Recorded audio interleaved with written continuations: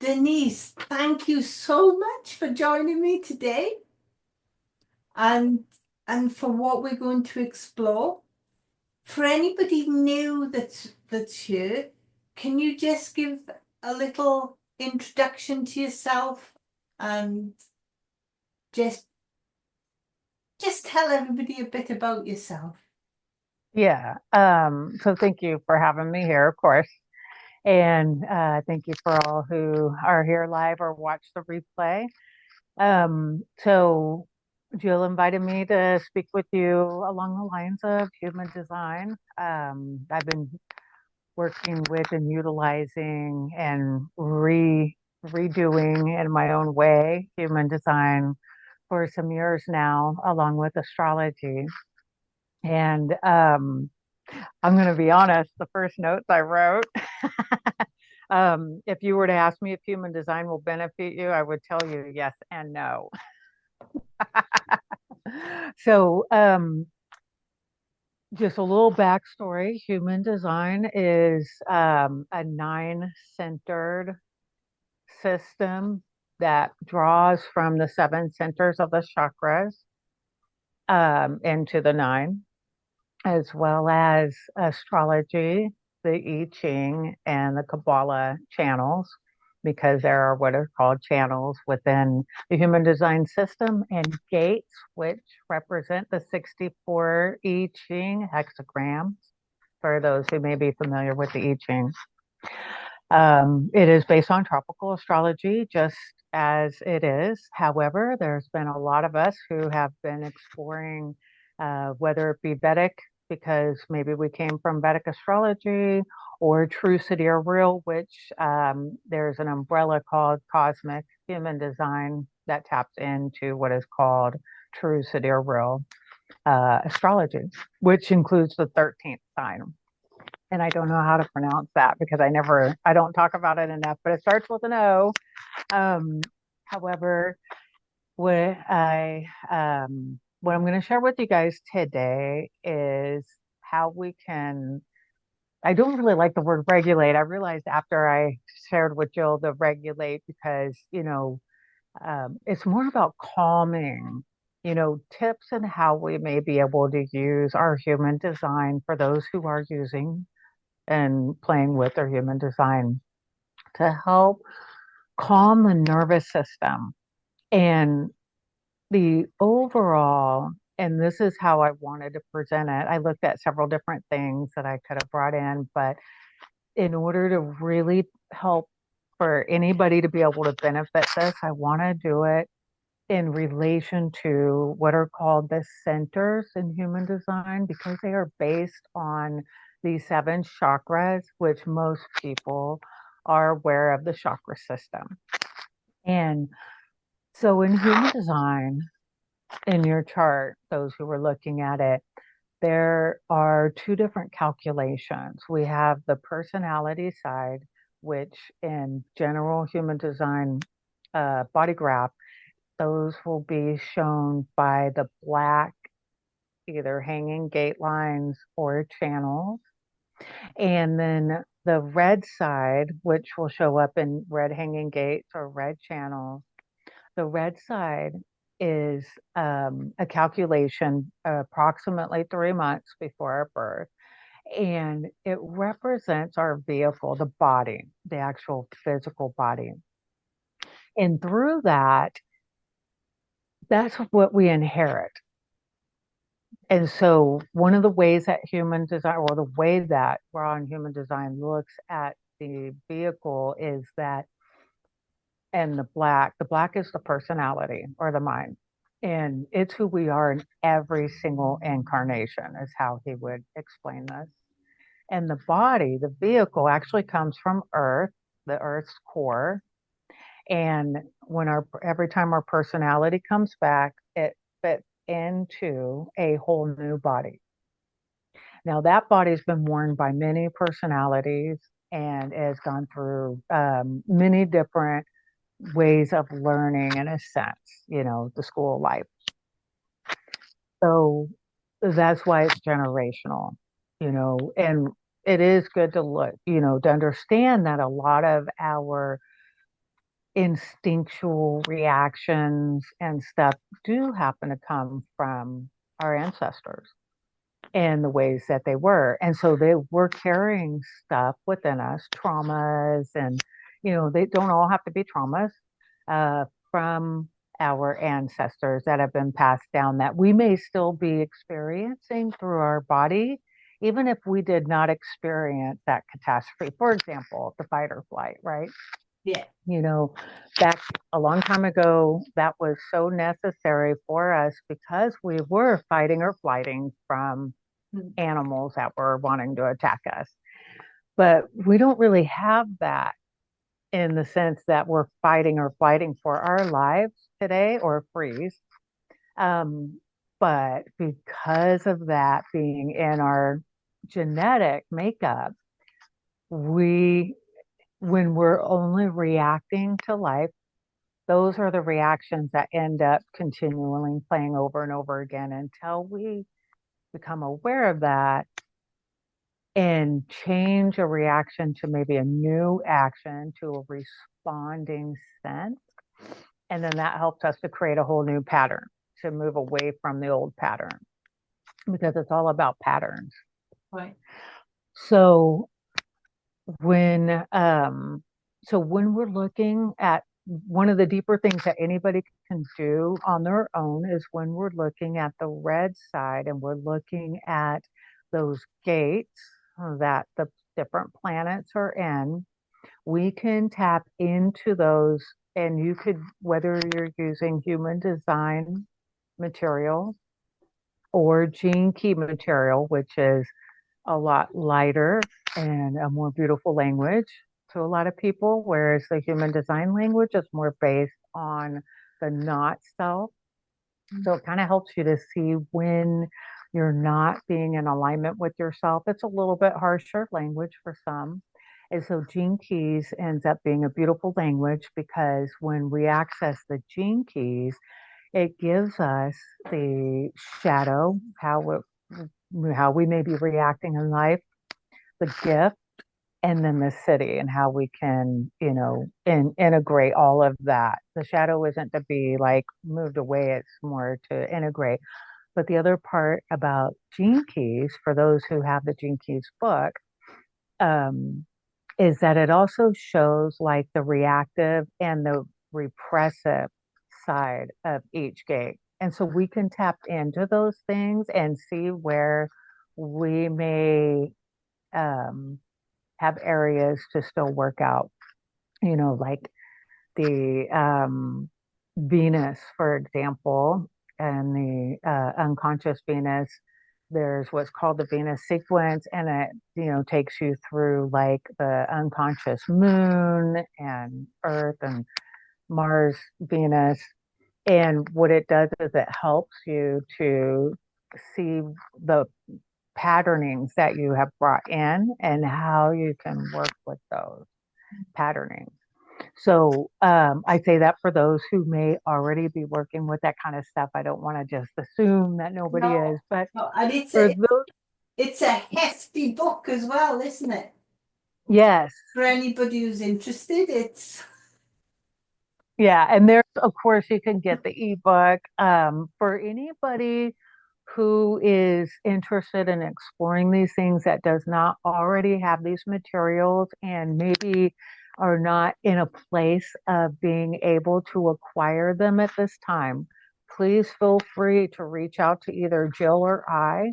I do have these materials available in PDF format that I do share and can share freely. So I don't want anybody to not be able to access them due to any kind of limitation, whether it's where you are an area not being able to get it there or money or anything else. So just know that we do have resources for you if you need them, and do feel free to I ask. don't have that. I don't I have do, PDF, but if they but reach out to you and you can let me yeah, know, and I can always, yeah, get that to you to get yeah. to them. You And don't have to reach out to me personally. It's up we to you. don't always think that in some regions of the world, some things aren't available. Right. And I have had people come to me who are from those regions that cannot get access to those books. And so I like to make sure that they can have access to the books. The most important thing is that we are awakening to the awareness of these things that we can work within instead of trying to suppress or repress them. And, yeah, so that we are growing in a way, through our evolution and our journey. So with the centers, um, and like the chakras, the great thing about those is that I created a little PDF as just a reference, and I am going to share it. It is a yes after all, so I'm going to Okay. do that. And I chose the centers, like I said, because most everybody is familiar with the chakras, and we can, at the least, without knowing anything about human design or your own human design, because don't trap yourself into anything. I would say any system, knowing those centers and how the mind may try to get you to do things that maybe really are not in alignment with you is just a nice reference to have so that you can then tap into that and be like, oh, this is where that may be showing up, and how I may be able to just kind of contemplate those things and allow um, from within that growth, because we do have everything within us, everything, absolutely everything. There is nothing that we do not have access to at any given time. Um, so, with helping calming the nervous system, of course, what I wanted to also share is that, of course, the vagus nerve plays a key role in activating our parasympathetic nervous system, which helps our body shift into a rest, digest, and recover state. And stimulating the vagus nerve can reduce stress, improve digestion, and promote relaxation. And so, what I did was I wrote down some really simple practices and ways that we can use to help calm us whenever anxiety or nervousness or the feeling of overwhelm, which makes the body feel a little off. Yeah. And I will say before I share these, sometimes things come up, feelings, emotions, anything, and it can maybe throw us off during our day. And I would just invite that anytime that happens, to not feel or think that anything is wrong with you, and especially that you need to fix it. Yeah. Because a lot of times you may be, especially if you're hypersensitive, your body is so aware of the energies that are happening around anywhere. And that can be from your environment to the people in your environment, your city, your state, the whole world. Yeah. We can feel those energies, and for some of us more so than others. And it's okay when that arises during the day to, utilize these things, of course, but also to not feel like we have to fix it, turn it off, or make it different. Because a Yeah. lot of times those things will pass within a day, even within a few minutes. For me, sometimes I'll have this type of thing happen and it'll be a whole day. And I just love myself through it no matter what. And it is okay to distract yourself a little.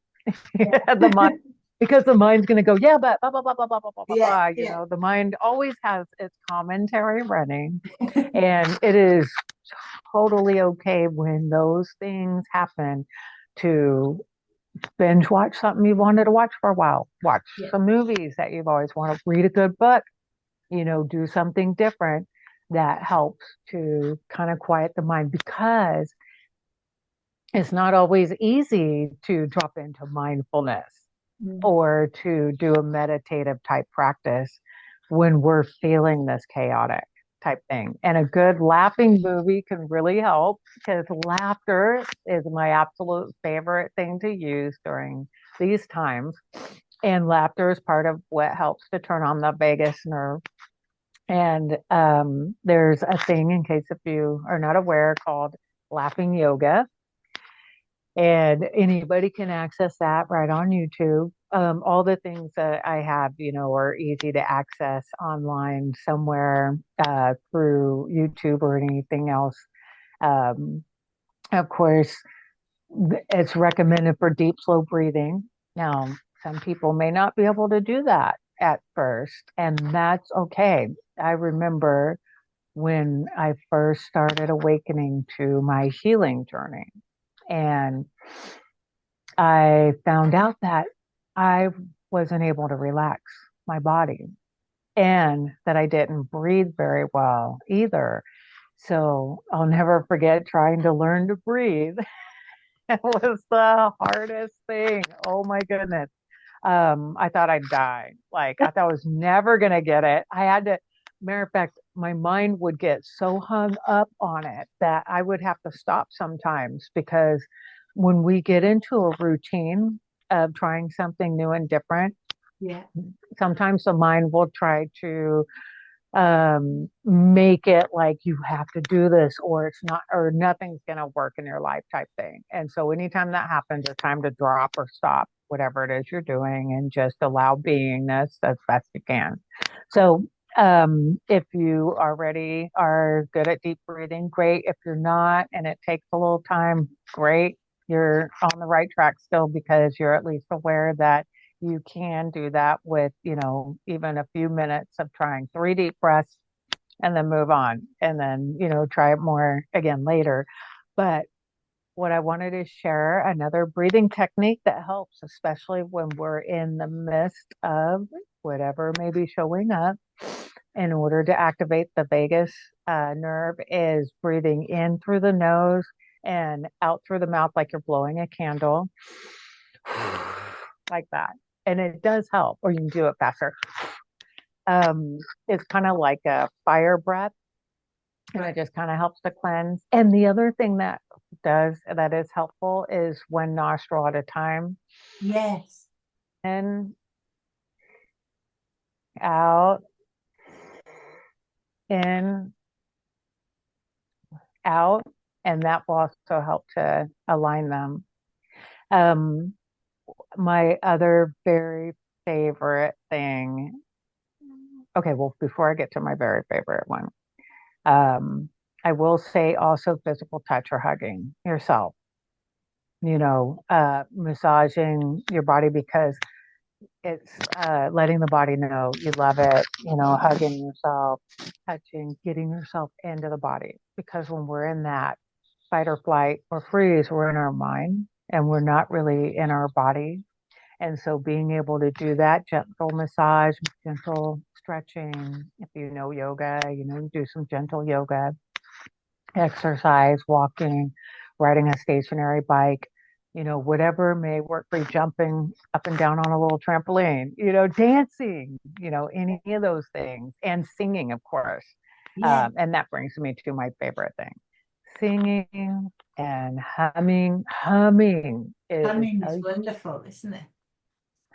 and chanting, whether it's like om, om. Whenever I chant, if I do the om, om, I always do them both together because one's masculine, one's feminine. Um, and the vowel sounds, the humming or what I call sing-songing, chanting the vowel sounds is very powerful. And if you are able to do that, even on a daily basis, you'll notice a huge change within you. But humming is always super, super good in bringing the body more into a homeostasis. And as best as you can do these things consistently for those who are needing to. I know that there's probably a lot, maybe all of you are already beyond this point, but if not, anybody who watches this, consistency really does help, even if it's just once a day. And the other thing is to be patient because the vagal tone improves over time with regular practice. So you may notice effects like better relaxation, improved digestion, or reduced anxiety after a few weeks, if not right away. And Jenny has said, love that fire breath. It definitely works. And chanting and humming, yes, she said. yes, yes, awesome. I love that. And gratitude. Yeah. Daily gratitude. So, for anybody who may still be or have even just a little bit of the um, projecting out of things, whether it's complaining about your life situation, that was me big time. And I really struggled with not complaining.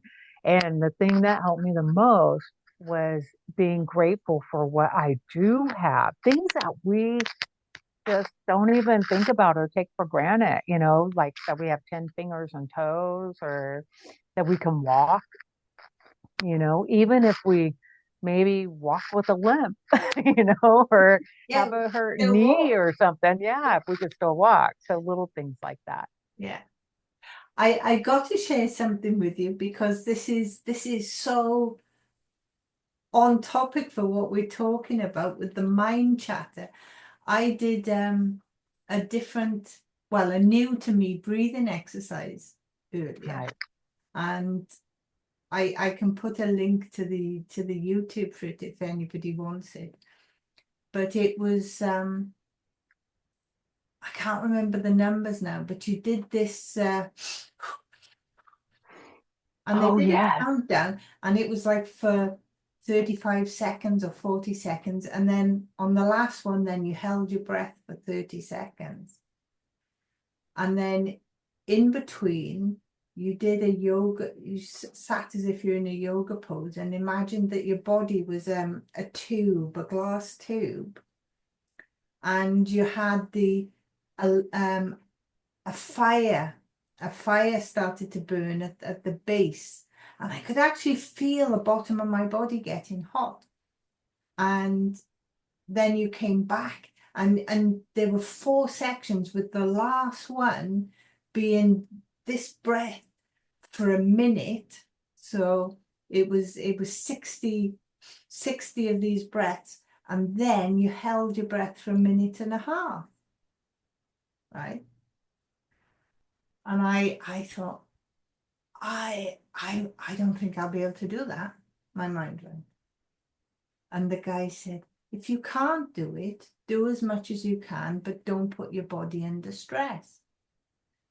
So I said to myself, see, you don't have to put yourself under stress. And then we got to 45 seconds of holding, and then we went up to a minute. And I was like, well, that's only 15 seconds more, and that was easy. And the mind was going, oh, but what if you can't do that? Then you'll never do the minute and a half. And it was like, okay, so if I can't do it, I'll do as much as I can and then just keep going. And I did them all with ease. I was there with my eyes shut, holding my breath, and my mind tried to chatter. And I just started talking light language in my head to distract my mind from telling me I couldn't possibly do this. And I held my breath for a minute and a half. That's awesome. I love it. So I had to share that because that was an example of my mind fighting in with, you can't do this, and then distracting myself and not watching the clock, shutting my eyes. So that wasn't there going, oh, you've still got 45 seconds, you've still got 35 seconds, it's still 30, and the panic build. It was just my eyes were shut. It's okay. I can stop and breathe anytime I want to. And it just calmed the mind. Love that. So I thought that's so in line with what we talk, with what you're sharing, and I experienced just 3 hours ago. I love that. And I love the breath, the different exercises. Yes, there are so many. I'm glad that you're going to share that link. I would like to check it out. I'll I put it just in the did a comments. Yeah, I just did a workshop with a lady who did a breath practice that I've not yet done. I have it recorded to, tap into, but Yeah, it's amazing the different things out there to help with, different movements within the body in order to really get into our body. I spent years out there and it never served me. I used to wonder, what is wrong? Why aren't things working out the way that I think they should? And what I found was that, and the human design did help me with this too, to get into the body. And the reason why human design helped me with this part was because I happen to have the sacral defined in human design, and people who have the sacral defined in human design are definitely really encouraged to feel into their body, but really everybody. It doesn't matter. I don't really like just focusing on types. That's why I didn't say the type, but just the different energy centers, just like with our different chakras, when they are like chakras, when they're spinning correctly, yeah. it's amazing. So um let me go ahead and share then about the other two practices that I'm doing Yes, outside of yeah. human design. Sorry, I interrupted. I forgot. So I'm in my third year, on my third time, but so 3 years ago, I I'd come across this way before, but I didn't start practicing it until 3 years ago, and actually by accident. And then I started doing it intentionally every month. So there's this thing, it is called, well, one of the many names is called sacred secretion. And if anybody is familiar with doctors of osteopathy and what they work on, which is the spinal fluid, that's what the sacred secretion is about. And, um, a lot of people here probably are aware of, some people will talk about sexual retention helps with creativity. These kind of falls along the same lines as well. So sacred secretion is the idea, thought that when the moon, which goes through a sign every 2.5 days, so it completes the zodiac every month, every 28 days. At some point every month, the moon will enter your sun sign. And you could do this via your sidereal sun sign or your tropical sun sign, just so everybody is aware.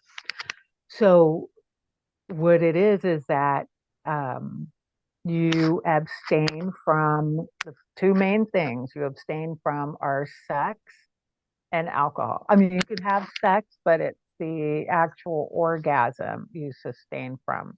But ideally, you would abstain from, and I mean, I get it.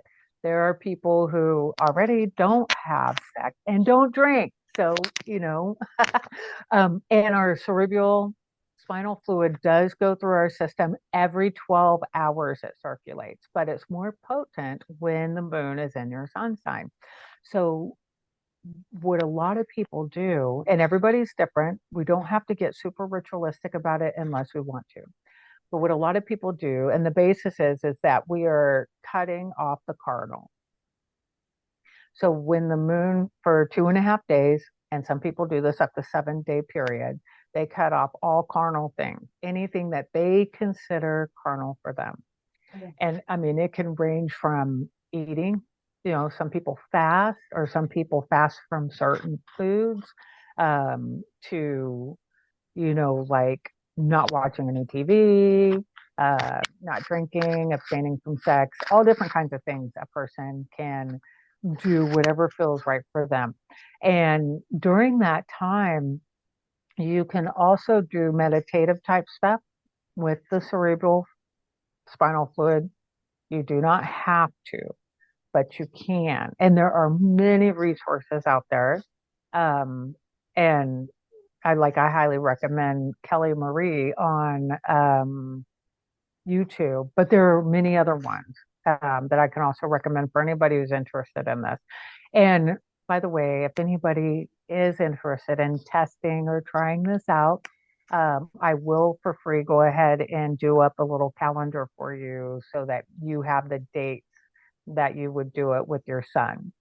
I Oh, mean, when the moon moves into your sun sign. I just wanted to put that out there so that people aren't trying to figure out because as an astrologer, of course, I have the ephemeris and I'm able to get the exact dates and stuff. I notice in some places they may be a little off, but I really feel the important thing is the intent behind it. The mm, intention is what's important more so than anything else. And this is where the DO comes in. This year, I happened to finally get to go see the DO I've been wanting to see forever. He is absolutely amazing. And for those who are not familiar, a DO, when you go to a DO, basically what you do is you lay down and your DO will put his hands under like the back of your head or under your lower back or wherever, along the spinal column, preferably, and stillness. You don't even know he's doing anything. It's absolutely still. I call it like my meditation time, my absolute quiet time, a little music in the background. Um, what what they do is they are working with the cerebral spinal fluid. And so when I found that out, I was absolutely amazed. The reason why I'm sharing this part with you is because I honestly cannot say if it's one or the other, both or coincidence. Is it that it's my third year and now things are really starting to change? I think my DO is a catalyst in a sense. So, okay, so when I started, I've only seen him like maybe over the course of 2.5 months, maybe six, seven, 8 times at the most, and I haven't seen him since. Actually, and I'm not going to see him probably this month at all. And I'm amazed at how the difference. So, what sacred secretion does, that a DO also actually does too, the cerebral spinal fluid, when it's flowing correctly, it's feeding all the nerves, the whole nervous system in our body, and it's healing it from head to toe. The other part that's super cool about sacred secretion, and I know that the DO does also bring this in. Let me get a drink of water real quick.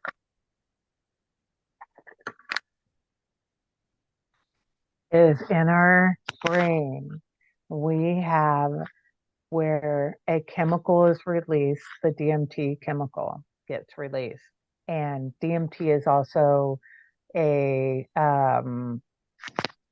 a medicine that people take for different reasons, to see the all that is and or healing and different things like that, just so people are aware that may not be similar to kind of like mushrooms, but it's kind of a whole different level. But we have DMT in our body, the capability of the body to produce that chemical, just like with opiates, cannabinoids, all that is in our body and it all works together. So when DMT is activated through these two means, what happens is it does produce healing. And what I notice is when my eyes are closed, is a burst of colors.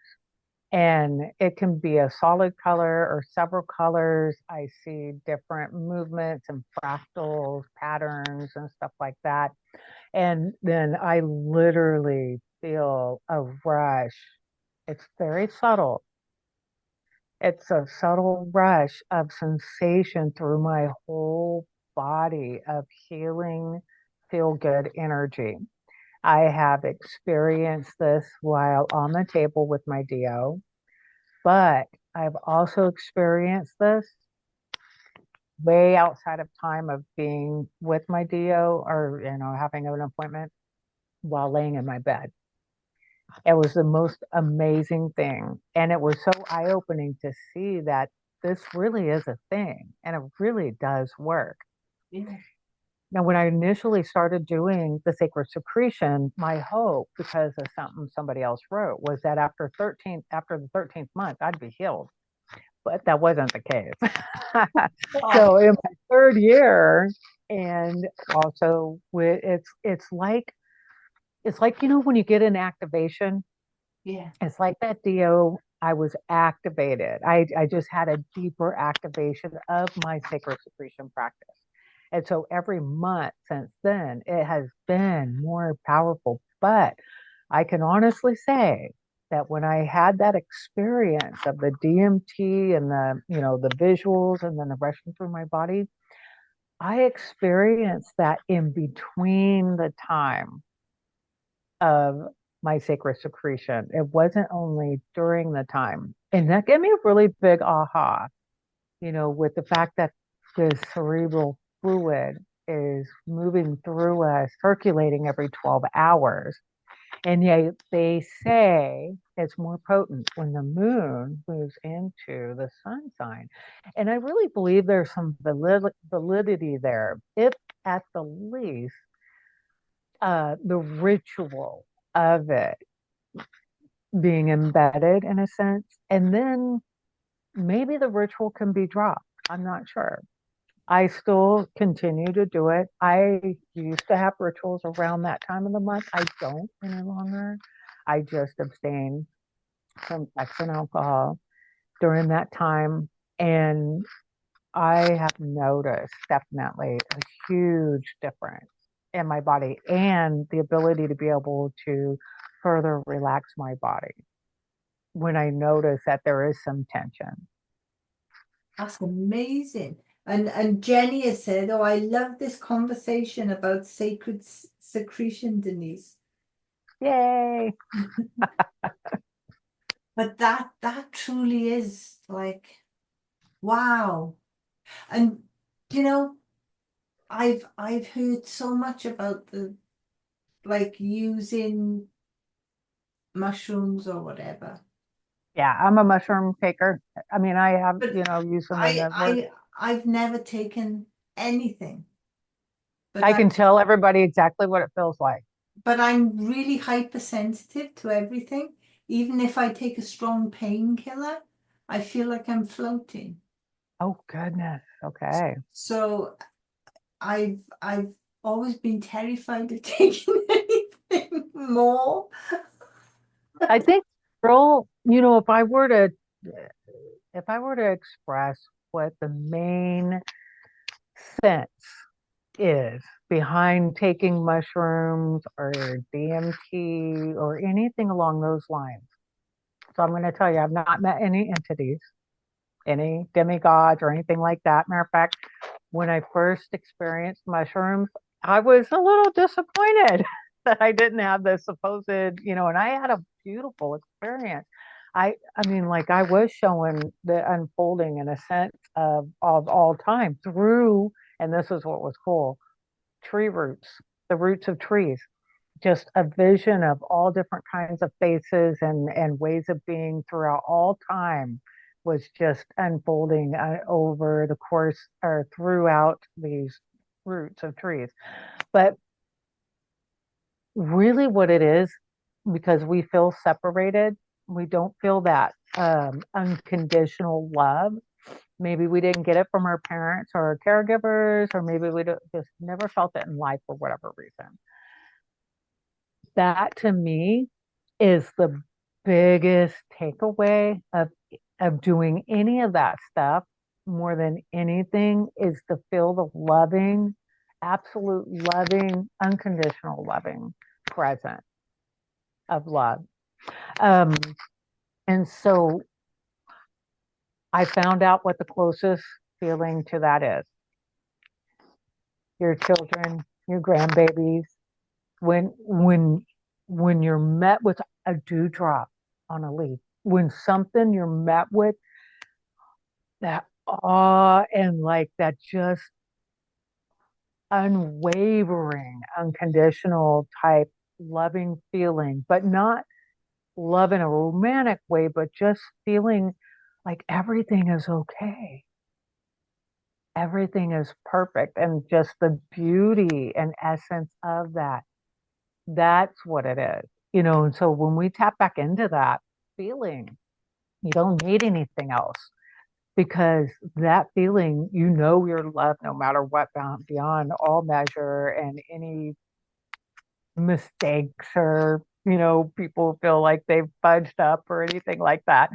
Um, just that real sense of belonging, being loved, feeling safe and okay. And even if we've only had a glimpse of that, that's the way that we are eternally and in our essence. And we just forget. We have to kind of remember that stuff. And a lot of people, they have such a hard time to be able to fathom that it does maybe take taking some sort of drug. Yeah, I wouldn't recommend it for somebody who's highly sensitive. I mean, like if somebody really wanted to try it that was highly sensitive, I would say just take the tiniest little tiny piece and maybe just kind of chew on it a little, but you don't even really need it because breath work, doing different things with the breath and also other means that people talk about. Everybody's different. Everybody has different ways Yeah. that they can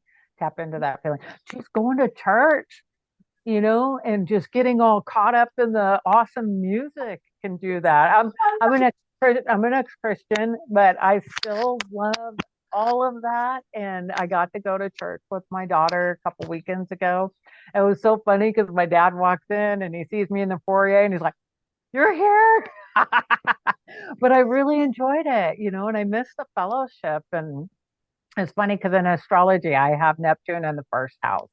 And Neptune in the first house in general, evolutionary astrology, Steve Forrest, that there's different authors in a sense for evolutionary astrology, but Steve Forrest, I love how he explains it. Neptune in the first house, that's the person that used to go to church and, did all the sacraments and stuff like that, talking about Catholic Church. And now they go to church because they enjoy the communion, the fellowship, the feeling they get mostly during the songs or the music. I Yeah. was like, yeah, that's me.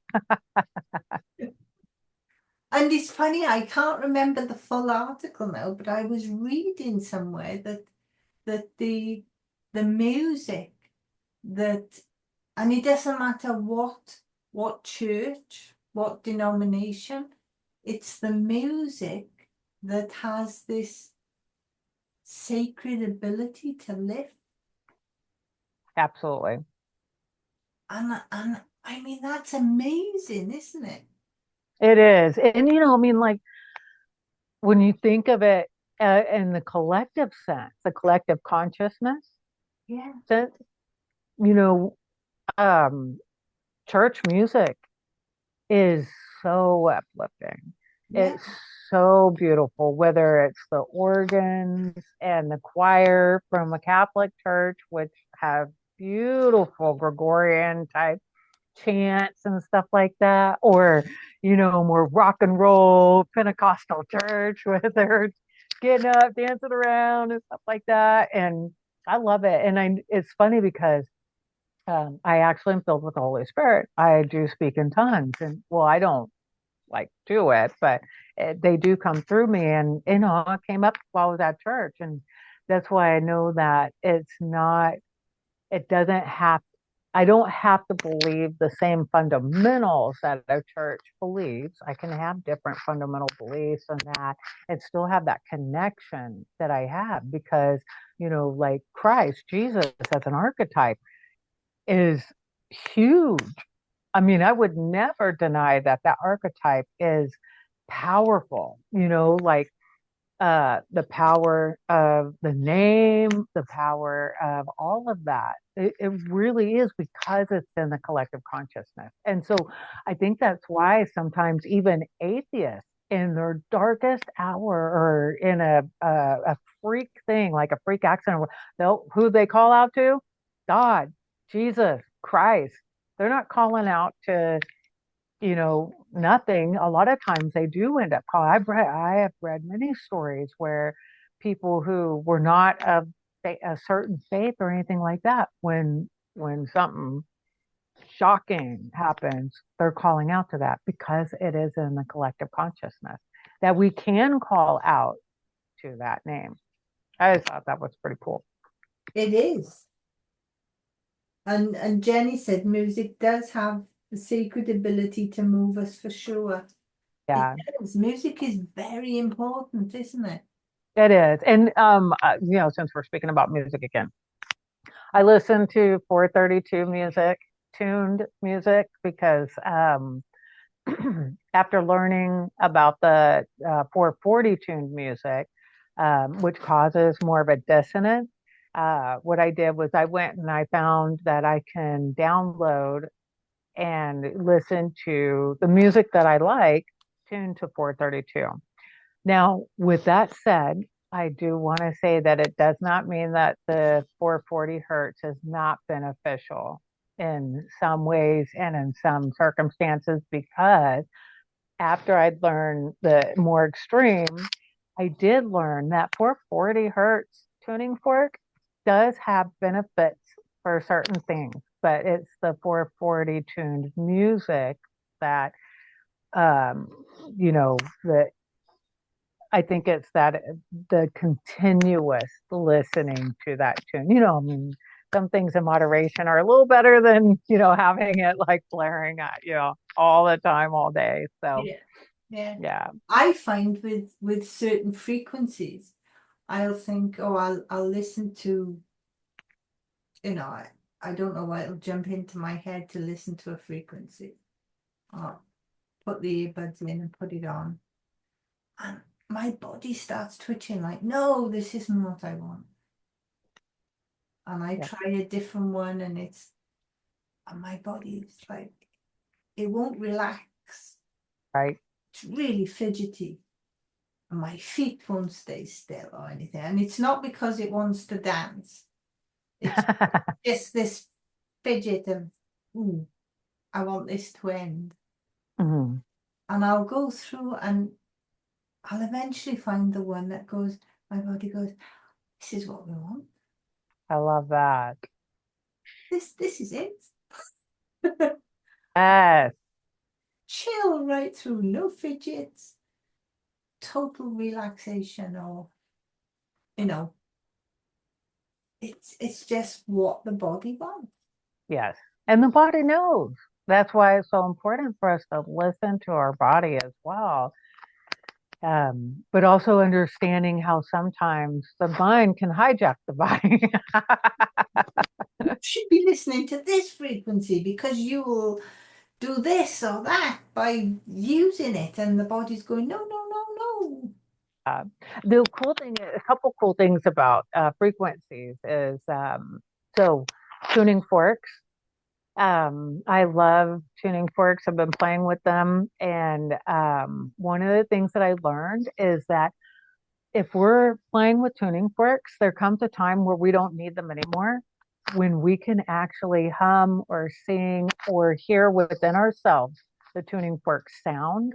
We know that we have the frequency embodied in us. And so, like, somebody's using tuning forks, and if they don't know this, if they do notice that the body sometimes, or they'll hear the sound of that tuning fork, or maybe they'll hum it out when they're not even near their tuning fork, that would be why, because the body now has that frequency to be able to produce it on its own, which is great for if you're somewhere and you could really want to tap into that frequency, but don't have your fork with you. You can use that. The other thing is the 528. If you only got one fork, the 528, because that's the one of love. But I would always highly recommend two tuning forks, that one and the 432. Two reasons. They both on their own do so much good. Okay, the 528 love and the 432 helps to bring together coherence between the left and the right brain. Now, what I found out by accident, because I have a friend who is a tuning fork specialist, I was sharing with her that I just got this tuning fork and I started clanging them together and then doing this, which creates an overtone. And she said, "Did you know that you are creating the overtone for setting intention?" I'm like, "What? No way. That is so crazy." So those two alone are perfect. And you could just, put them up to your ear, you know. But when you clang them together and you do the overtone, that brings that extra third layer of intention, which is so cool. Now, I used to not like the word intention. And it's so funny because this last week I had two people explain intention in a way that I love the word intention now. And it's the one explained it by a tightrope walker. The rope has to be in tension in order for it to walk across the rope. If it's sagging, then there's no direction. I think that's really interesting. And then the second person, to my favorite tune, said it, shared it in the sense of a musical instrument and tuning the instrument, making the tension in tension so that when you pluck it, it's got an intention to it. It's not just sagging. It's yeah, it was just really cool because I love the violin. Love the violin. Such a beautiful instrument. Viola, violin, both of them. Cello. Yeah. And we just got a bass. And we're off. So funny. I love it. There is a question, and I must ask it. And it's I know we're talking about not talking about it being, you know, encased in human design. Right. But But it's fun to get encased in it at the same time. yeah, but with the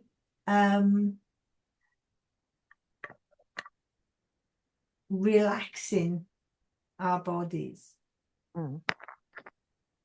if depending on which center is defined or undefined, does that play a difference in what's going to suit people? So that's a great question. Thank you for asking that because this is the way that I look at it based on my experience and several other people, not just several, but a lot of people. No, it doesn't matter. Okay, so here's the thing. We have the whole chart, just like we have all seven chakra centers. Yeah.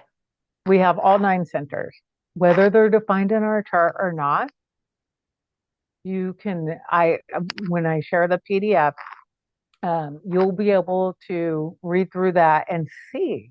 You'll notice the difference because okay, so when we're looking at the defined center, that is really what that's showing is the consistent energy we have within us. It doesn't mean that we're not going to be out of whack. We can be out of whack. We consistently have all seven chakras in us, and sometimes one is out of whack and another isn't. So it's same concept. Um, with the openness, that in human design they would say that's where you can gain the most wisdom. Like that's the stuff that you learn through your relationships with others and how best to work with that energy and not become attached to it, not thinking that it's yours consistently, but taking advantage of that energy and using it and then letting it go when you're done with it. So that's where we really gain a lot of wisdom. And a really good example is the sacral. So in human design, the sacral center, when somebody has it defined, it means that they are either type wise a generator or manifesting generator. But somebody who does not have that center defined, they're generally called a projector or a manifester or a reflector.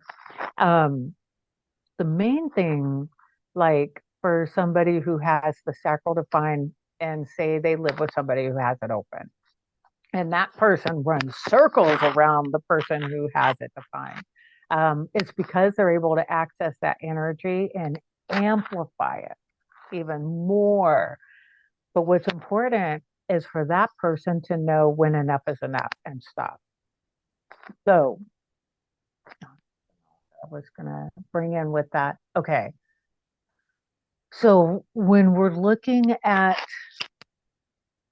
our human design in a whole, if you for the physical part, look at what is defined by the red.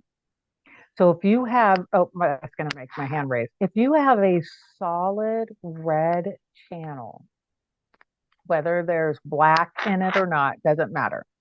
If you have a channel that is solid red,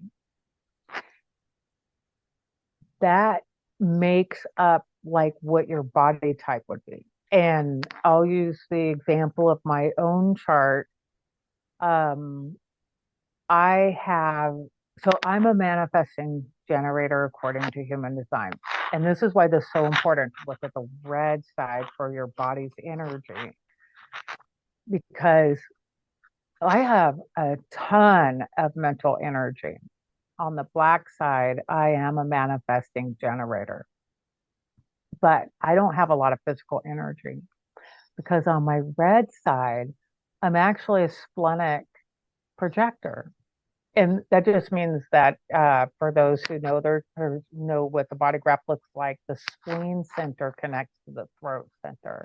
But it doesn't mean that I'm here to tell everybody everything, but what that channel expresses. It's best for me to let people come to me and ask, and then I share. I used to be the type I wanted to give everybody advice unsolicited. I've learned my lesson so many times. Still learning. Sometimes I'll still solicit some advice on accident. Okay, my mind on purpose, me on accident. And the person goes, I didn't ask for your advice. Okay, I gotcha. Sorry. Mind was playing its, games. So, sometimes people have no defined centers in the red. And that just means that their body then is definitely taking in all the energy that's happening at any time, whether it's when they're with other people, with their pets even, and or with the transit.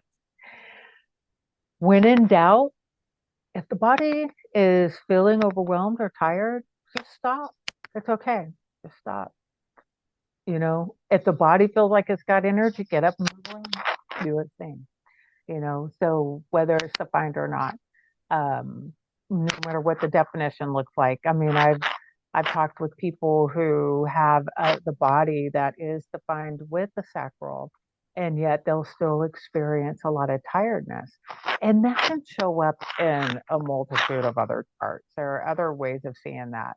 And the example I'll use is that, so going back to the cosmic, true, sidereal, real, the regular human design, which is based on tropical, and the Vedic human design, because some people come from the Vedic side.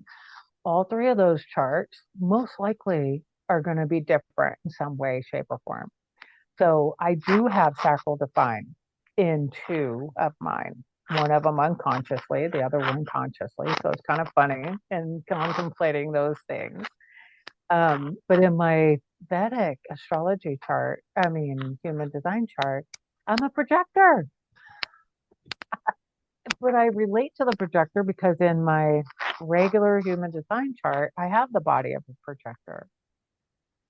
So for anybody who is tapping into human design in any way, shape, or form, I would just highly recommend if something resonates with you, whether you see it in your chart or not, who cares? Go with it. If it resonates with you, work with that energy. It could be from a multiple of different things because we grew up with people who may have those things. And so it could be part of our conditioning. And conditioning is not all bad. There's a lot of really good conditioning. Me, I'm a very individual person in my human design. I have no tribal channels whatsoever, but I was raised by tribal channels. And those tribal channels really help me to be on time, for appointments or work, show up a little early. I have a channel that, according to human design, I'm supposed to show up late. I'm supposed to not care about other people's time. I'm in my own flow, my own rhythm, and stuff like that. But I'm like, I've never really been like that. And then I had to remember when I was a teenager and even as a child, I was like that. But when I started working, my dad helped me to understand that the tribe likes people to be on time for work, Show up a little early, give yourself a little time to get inside and, get clocked in and stuff like that. Show up a little early for appointments, stuff Do, like do you that. know it's funny because I mean I'm a projector, and everybody says, oh, projectors haven't got much energy and they need to rest a lot. And yet I've always been quite high energy. And although I need the a span of sleep overnight, I Right. very rarely run out of energy in a day.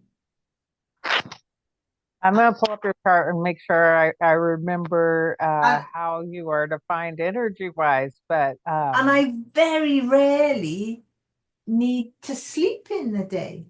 love that. I'm so glad you brought that up. And yet So it's glad. supposed to be, with projectors, it's like, oh, you should be sleeping in the day and taking naps. And yet it's really rare for me. I'll sometimes have it, and then I can't stop myself. I'll just fall asleep. That's funny. I love that. So, in for those of you who are looking at your human design that may be a projector, there are motors in the chart. So, the sacral center, the root center, the solar plexus center, and the ego or will center are all four motors. And so projectors who do have one or more motors connected generally do have more energy. You have one, you have the root.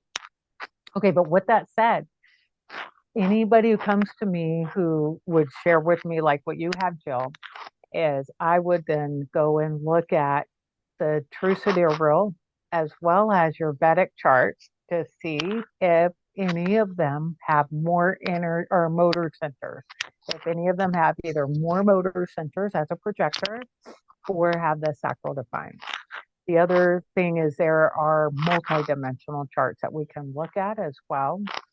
But a lot of times what it can really just be is that you live with somebody who defines your sacral, whether it's solely through them or through a connection. If somebody has a hanging gate or more off of their sacral center, and that does amplify because when I say amplify, what really happens is that those centers that are open, when we connect with somebody who has that center defined, we really amplify it like 10 times more. So with the solar plexus, we'll be way more dramatic. With the sacral center, we're like, and we're going. We're gonna do circles around the person who has the defined sacral. And it's so funny. And that's why it's important to know when it's okay, shut off time. Let's shut this off. So, like with you, Jill, and anybody else who may have between the root and the spleen a channel defined, like you have, exercise or doing things physically are important to help relieve and release that extra built up energy because the root center, that's where our adrenals are. And so it's like that root center gives us that pressure to do something. Yeah. But when we utilize that pressure in a way that for you would be consistent, you can consistently do something in that sense. And then when that pressure feels relieved that you just, okay, I got that done. I'm done. I'm good.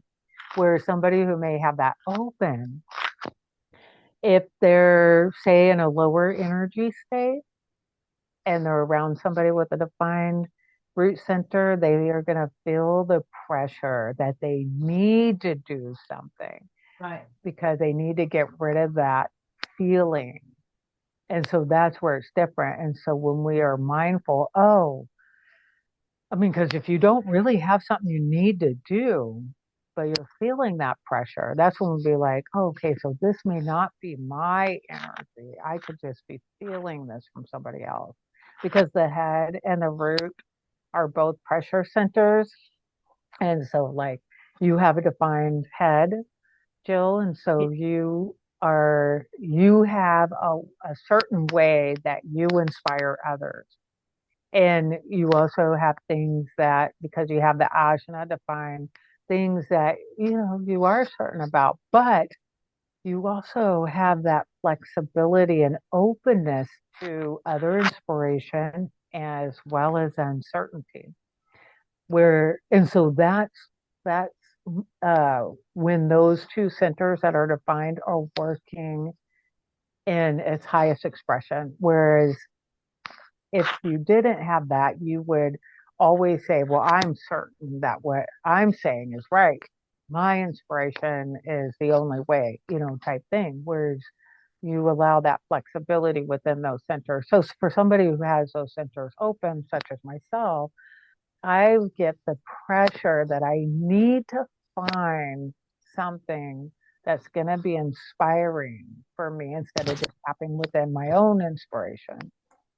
And I feel like I have to answer everybody's question. That's the way I felt. I have to find certainty. I can't be uncertain. But when I let go of those things and be okay with uncertainty, be okay with that there's a ton of different inspiration out there, that I don't have to, find a certain one, and I don't have to answer people's questions. Yeah.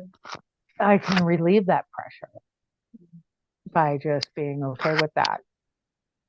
That's, oh, I love that. Yeah. It's just like, Yes, absolutely. That oh, feels complete too. I love that. and wow, we've talked about so much. Yes, we have. This has been wild. I love it. Going with the flow. Yeah, it's so exciting, isn't it? It is. So And I so exciting. appreciate it. Oh, I appreciate you so much. I love this. It's like, yay, fire time. Yeah. And I know you're going to share that PDF. Are you going to put that in the comments? Yeah. I'll share a link to that in the comments. I'm going to upload it to my Google Drive so that it'll be consistently available for any time whenever anybody wants to Thank you. grab that. And I'll And share then that. any other questions too, Yeah, feel free to ask in the comments. I'll pop in and answer them, throughout the week. No problem. thank you. And is there anything more you want to add, or does this feel complete? Feels complete to me. Oh, wonderful. I have so enjoyed this. Me too. Thank you so much, Jill. I really appreciate it. And everybody who showed up live or watched at the replay, thank Yeah, you for taking the time to listen to our sharing today. yes, thank you. So I will go ahead and end the live stream. Okay, bye, everybody. Yeah, bye everyone.